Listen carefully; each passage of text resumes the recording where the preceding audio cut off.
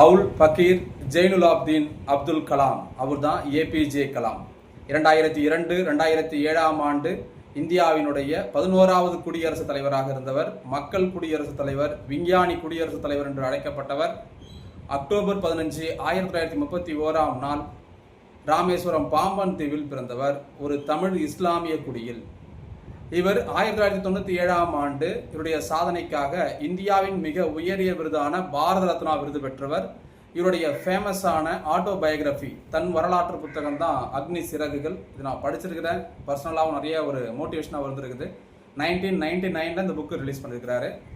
இதை தாண்டி இந்தியா 2020, அதாவது எதிர்காலத்தில் இந்தியா எப்படி இருக்கும் அப்படிங்கிறத முன்கூட்டியே கணிச்சு அது சம்பந்தமான விஷயங்களையும் தன்னோட புத்தகத்தில் எழுதியிருக்கிறார். இவர் பிறந்த தினமான அக்டோபர் 15 2010 ஆண்டு ஐநா சபை உலக மாணாக்கர் தினமாக, அதாவது வேர்ல்டு ஸ்டூடெண்ட்ஸ் டேவா ரெகக்னைஸ் பண்ணியிருக்கிறாங்க. அதுல இருந்து ஒவ்வொரு வருஷமும் இவர் பர்த்டேவை நம்ம என்னன்னு கொண்டாடுறோம், வேர்ல்டு ஸ்டூடெண்ட்ஸ் டேவா அக்டோபர் 15 செலிப்ரேட் பண்றோம்.